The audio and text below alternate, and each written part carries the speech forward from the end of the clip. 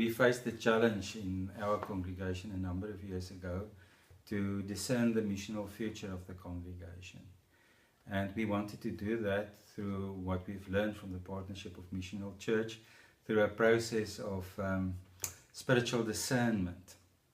And we learned the practice of dwelling in the Word. So we as a leadership thought we will use the practice of dwelling in the Word to see where God focuses the attention of the members of the congregation.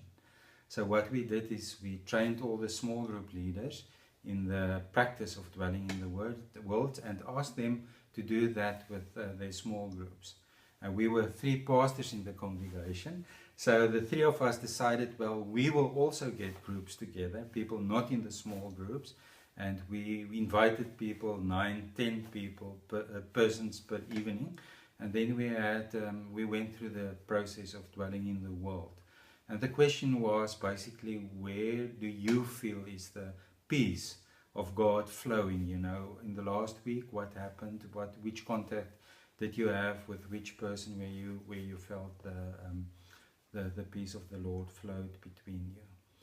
And I think in total 450 people in the congregation were involved in those discussions.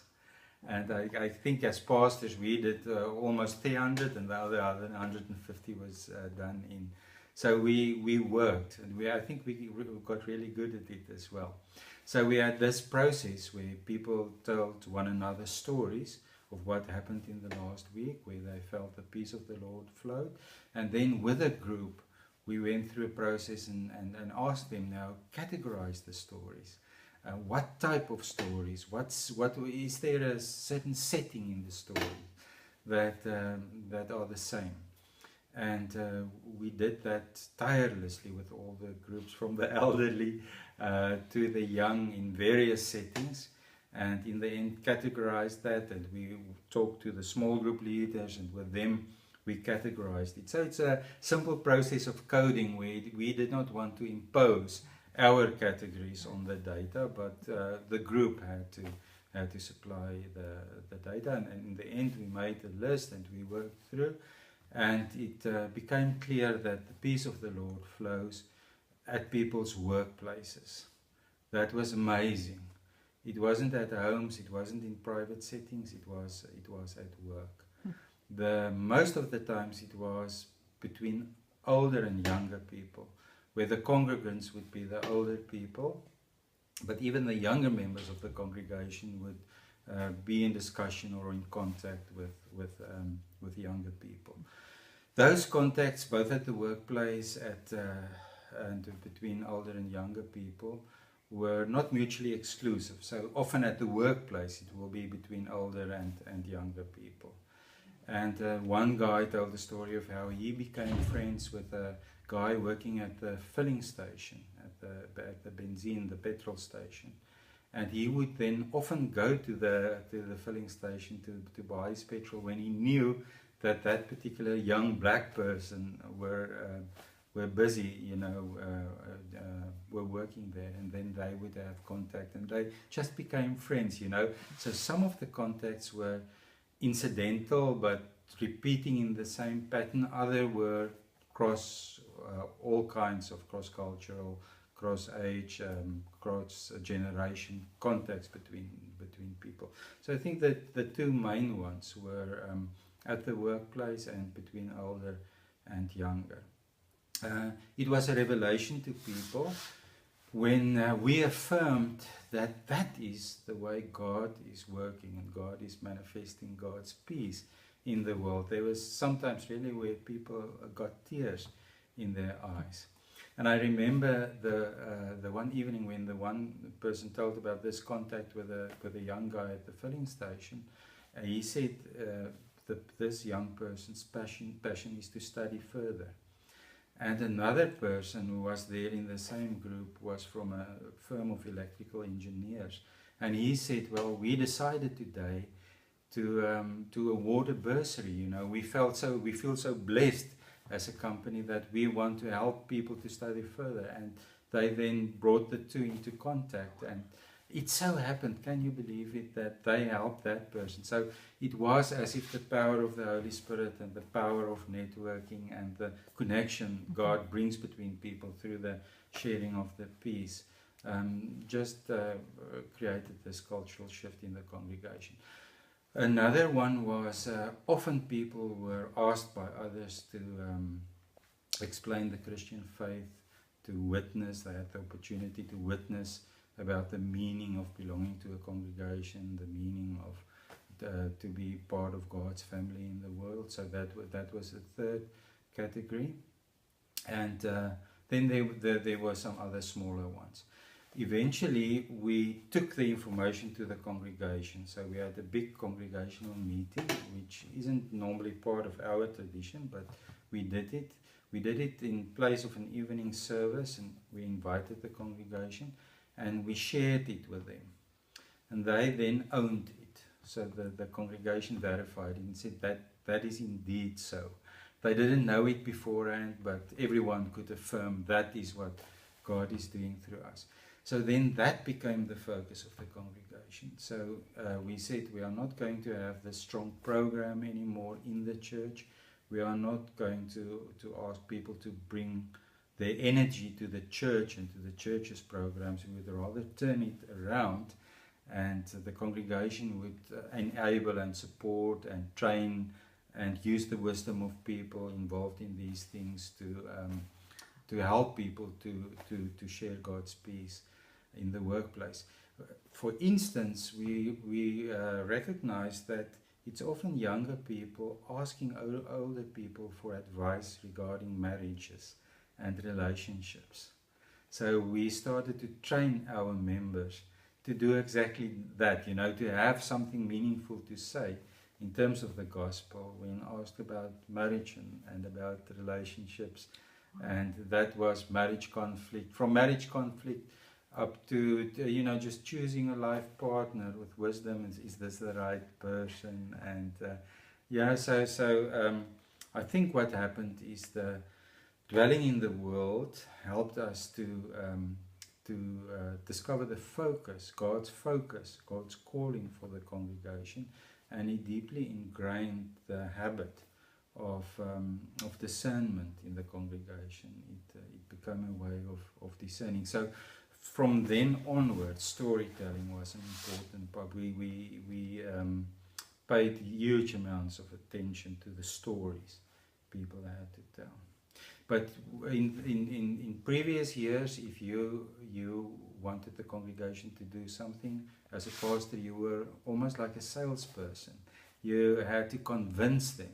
So it was so strange to us in the beginning that now there was no convincing to be done. People just realized this is what we want to do and this is what we needed to do. Obviously, a number of them wanted us to have the old types of ministry like house vacation and that stuff. House visitation, we were asked to still do that, which we gladly did. We didn't, stop the old practices and the old habits immediately, but that just through time dissipated, and the central focus of the congregation became helping the members to have a ministry, a meaningful ministry in the world. One last story. I remember one evening, one of the guys, he was a businessman, and his wife told us her story was how she was giving things away.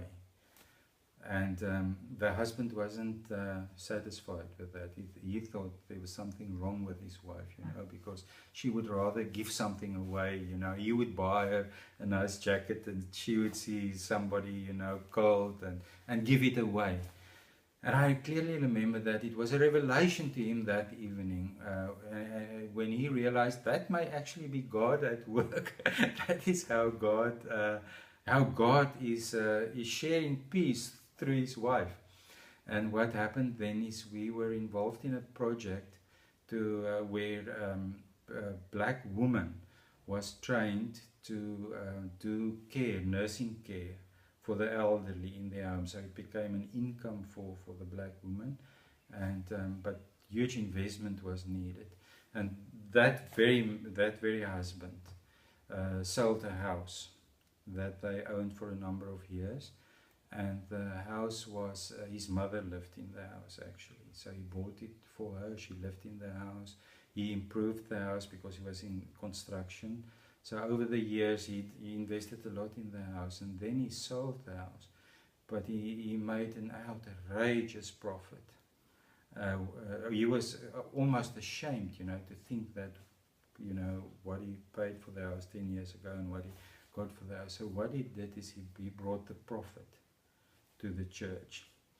And only a few weeks after that discovery, and he then gave the money to the church to give for the training of the elderly woman who would take care of women like his mother, who just recently died. And I can go on and tell story upon story how the entrenchment of spiritual discernment in the life of the congregation renewed the congregation. Let me tell one other story. Some people in the congregation wanted a new organ. Another group wanted an outreach to Turkey, so they needed money. And the third group wanted to build a prayer chapel. And it was for some other reason just 3 strong movements in the congregation, and we did not have the money. So I remember that I thought, no, prayer chapel is not what we need. We've got a huge church building, we've got a wall, we've got plenty of infrastructure. It's not a time to, you can rather go and build something in a township. I was kind of against that. And the organ was important to me, and the outreach was important, the Bible distribution outreach. And then the church council decided they are not going to vote on it. What we must do is we must ask the congregation to pray about it, to help us in the discernment process. And it was my turn to lead the church service, so I personally made the announcement the one Sunday morning that we asked the congregation to pray, and we asked people if they discern, an answer, that they must come and tell us. And there was no time limit on it. We are not sure whether we should do any of the 3 and so on. That was the Sunday. The Wednesday morning my phone rang just after 8. I dropped the kids at school and I was just back. And it was a businessman. He said, can he come and see me? And I said yes. And he only wanted to come immediately, so which was fine. And then he came and he said, me and my partner were at loggerheads in our business, and we had a very difficult few years, We were pulling against one another, and it was bad for business. And then we started to pray together, and it transformed us and it transformed the business. So when and he's not a member of our congregation, he brought his parents that Sunday morning because they became members and it was their first Sunday. So he came with them just to see that everything is okay and that they are well taken care of and so on. And he sat in the church and he listened to the pastor saying that the congregation is asked to pray about this thing, and that God's will must be discerned. And that was just strange. He said in his congregation people fight and fight and fight, and the last one standing, won the fight, and they get what they want. So this is almost a shock for him. But from his own history with prayer, he realized that prayer is important. And he then said, so what, we discussed this thing, me and my partner, and we want to build the prayer chapel for you.